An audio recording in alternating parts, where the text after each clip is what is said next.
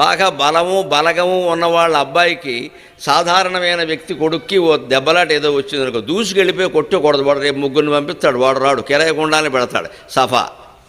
మామూలుగా చంపడం, motor cycle accident అంటాడు, అంతే. ఎందుకు అనవసరంగా ప్రాణాల మీదకి తెచ్చుకోవడం? ఒకవేళ బలవంతులతో మరి తగాదా వచ్చింది నిజమేనండి. మన స్థలాన్ని ఒక బలవంతుడు ఆక్రమించుకున్నాడు. ఆయనకి రాజకీయ బలం ఉండొచ్చు, బలగం ఉండొచ్చు, డబ్బు ఉండొచ్చు, గూండాలు కూడా చేతిలో ఉండొచ్చు. కాబట్టి మన స్థలం ఆక్రమించాడు. ఊరుకోవలసిందేనా?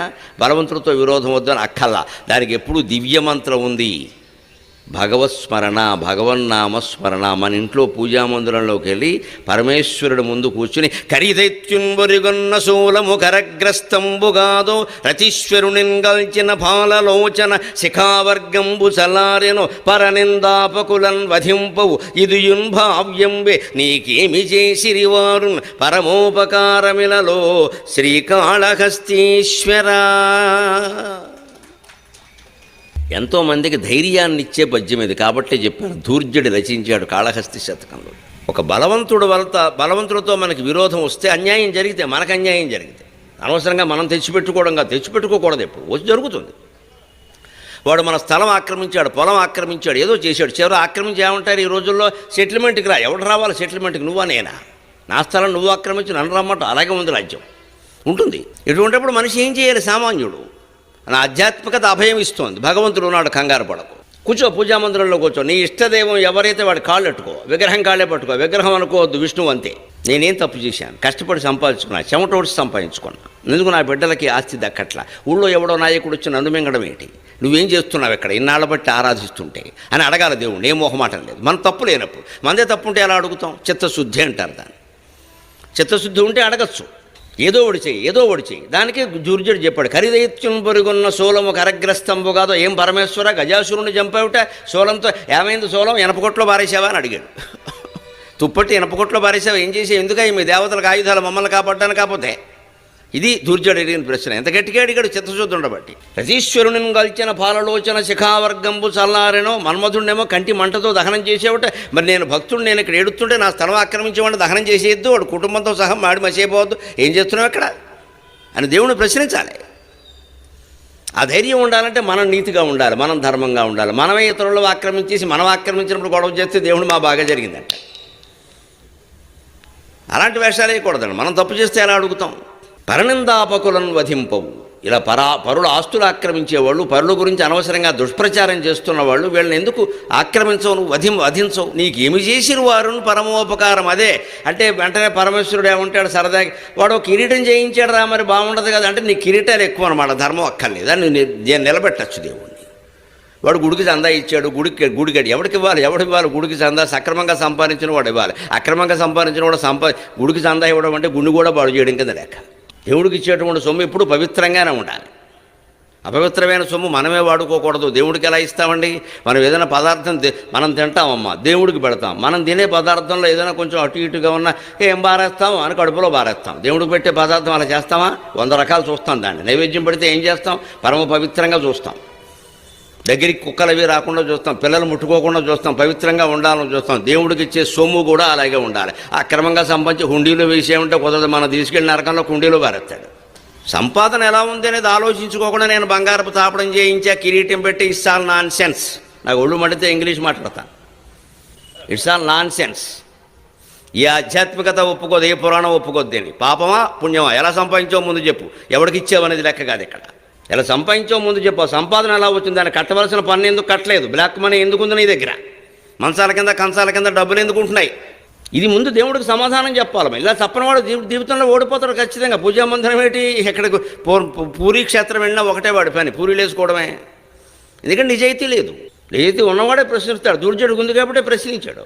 శ్రీకాళహస్తీశ్వర. వాళ్ళు ఏమైనా నీకు ఉపకారం చేశారా? ఏమైనా గుడి కట్టించారు, బంగారం చేయించారని వాళ్ళ పక్షం వహిస్తున్నావు దేవుడు. నువ్వు కూడా ఇలాగుంటే మేమెవరికి చెప్పుకోవాలి ఇక్కడ?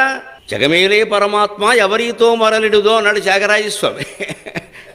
ఏమయ్య నిన్ను గగనానికి ఎలకు బహుదూరం బనినాడో ఖగరాజు నీ ఆనతి విని రాలేదో, గగనానికి ఎలకు బహుదూరం బనినాడో. ఆ గరుత్మంతుడు ఏమైనా ఆలస్యం చేశాడా? నన్ను కాపాడడానికి రమ్మంటే వెంటనే వాహనంగా రాలేదా అని. పోనీ అయ్యా నీకేవో ఇబ్బందులు లేకుండొచ్చు, కానీ నన్ను ఎవరికి చెప్పుకోమంటావు అన్నాడు ఆయన. జగమేలే పరమాత్మ ఎవరితో మరలిడుదు. ఇంక నువ్వెవరు ఉండాలయ్యా? నువ్వు కాదంటే నాకు దిక్కెవరు ఇక్కడ? నువ్వు కూడా వంకలు చెబితే అలాగే. ఊళ్ళో వాళ్ళని ఎవరినైనా కాపాడమంటే వంకలు చెబుతాడు.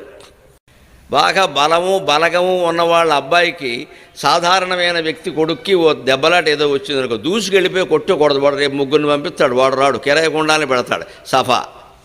మామూలుగా చంపడం, మోటార్ సైకిల్ యాక్సిడెంట్ అంటాడు, అంతే. ఎందుకు అనవసరంగా ప్రాణాల మీదకి తెచ్చుకోవడం?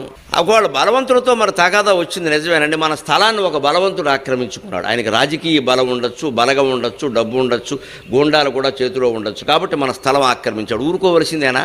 బలవంతులతో విరోధం వద్దని అక్కల్లా. దానికి ఎప్పుడూ దివ్యమంత్రం ఉంది, భగవత్స్మరణ, భగవన్నామస్మరణ. మన ఇంట్లో పూజామందిరంలోకి వెళ్ళి పరమేశ్వరుడు ముందు కూర్చుని కరిదైత్యుంబొరిగొన్న శూలము కరగ్రస్తంబుగాదో రతీశ్వరునింగల్చిన పాలలోచన శిఖావర్గంబు చలారెను పరనిందాపకులన్ వధింపవు ఇదియున్ భావ్యంబే నీకేమి చేసిరివారు పరమోపకారమిలలో శ్రీకాళహస్తీశ్వరా. ఎంతోమందికి ధైర్యాన్ని ఇచ్చే పద్యం ఇది. కాబట్టే చెప్పాను, ధూర్జుడు రచించాడు కాళహస్తి శతకంలో. ఒక బలవంతుడితో మనకి విరోధం వస్తే, అన్యాయం జరిగితే, మనకు అన్యాయం జరిగితే అనవసరంగా మనం తెచ్చిపెట్టుకోకూడదు. ఎప్పుడు వచ్చి జరుగుతుంది. వాడు మన స్థలం ఆక్రమించాడు, పొలం ఆక్రమించాడు, ఏదో చేశాడు. చివరి ఆక్రమించి ఏమంటారు ఈ రోజుల్లో? సెటిల్మెంట్కి రా. ఎవడు రావాలి సెటిల్మెంట్కి? నువ్వా నేనా? నా స్థలం నువ్వు ఆక్రమించి నన్ను రమ్మంట. అలాగే ఉంది రాజ్యం, ఉంటుంది. ఇటువంటిప్పుడు మనిషి ఏం చేయాలి? సామాన్యుడు. నా ఆధ్యాత్మికత అభయం ఇస్తోంది. భగవంతుడు ఉన్నాడు, కంగారు పడకు. కూర్చో, పూజామందిరంలో కూర్చో. నీ ఇష్టదైవం ఎవరైతే వాడి కాళ్ళు పెట్టుకో, విగ్రహం కాళ్ళే పట్టుకో. విగ్రహం అనుకోవద్దు, విష్ణువు అంతే. నేనేం తప్పు చేశాను? కష్టపడి సంపాదించుకున్నా, చెమటోడిచి సంపాదించుకున్నా. ఎందుకు నా బిడ్డలకి ఆస్తి దక్కట్లా? ఊళ్ళో ఎవడో నాయకుడు వచ్చి నన్ను మింగడం ఏంటి? నువ్వేం చేస్తున్నావు ఇక్కడ ఇన్నాళ్ళ బట్టి ఆరాధిస్తుంటే అని అడగాలి దేవుణ్ణి. ఏం మొహమాటం లేదు. మన తప్పు లేనప్పుడు. మనదే తప్పు ఉంటే ఎలా అడుగుతాం? చిత్తశుద్ధి అంటారు దాన్ని. చిత్తశుద్ధి ఉంటే అడగచ్చు.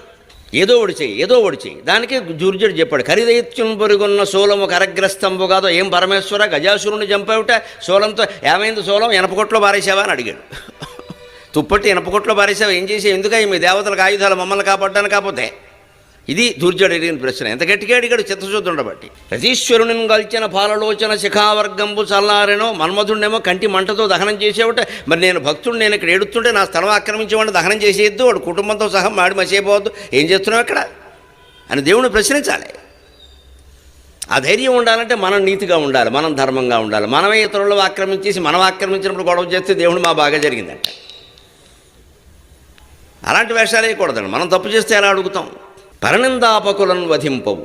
ఇలా పరుల ఆస్తులు ఆక్రమించేవాళ్ళు, పరుల గురించి అనవసరంగా దుష్ప్రచారం చేస్తున్న వాళ్ళు, వీళ్ళని ఎందుకు ఆక్రమించవు? నువ్వు వధించవు. నీకు ఏమి చేసిరు వారు పరమోపకారం. అదే అంటే వెంటనే పరమేశ్వరుడు ఏమంటాడు సరదాగా, వాడు కిరీటం చేయించాడు రా, మరి బాగుండదు కదా అంటే, నీ కిరీటాలు ఎక్కువ అనమాట, ధర్మం అక్కర్లేదు అని నిలబెట్టచ్చు దేవుణ్ణి.